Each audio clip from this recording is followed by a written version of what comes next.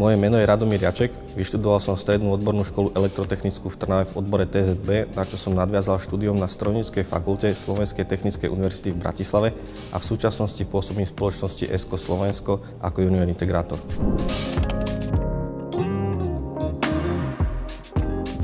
Určite áno, dôvodov je viacero a zdá najväčším je uplatniteľnosť v tomto obore a následná možnosť pokračovať v štúdiu na ktorejkoľvek vysokej škole s technickým zameraním bez akýchkoľvek väčších limitov.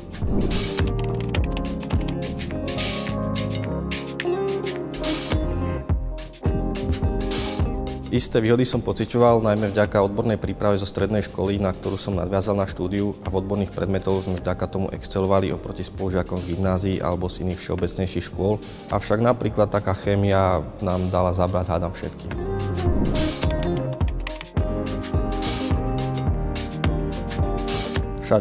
Všade, kde vidíte tečúcu vodu či svietiace svetlá, je to práca technikov TZB. Náš každodenný komfort na tejto práci závisí aj výsledkom ich práce. To, že môžeme cestovať v poriadku, cítime sa komfortne v našich budovách, v práci, môžeme pracovať bez toho, že by sme sa báli o to, či nám bude teplo, zima, či máme vodu alebo svetlo. Všetko toto je výsledok práce technikov TZB.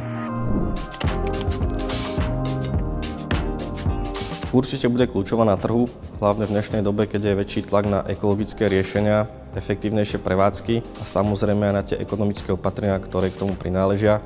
A s nástupom nových technológií bude vplyv tejto profesie len rásť. Musíme zefektívňovať všetky procesy vrátane nášho každodenného života, tak aby sme znížili našu uhlíkovú stopu a znížili naše spotreby energie a odpady. Nielen v práci, nielen vo výrobe, ale aj v domácnostiach.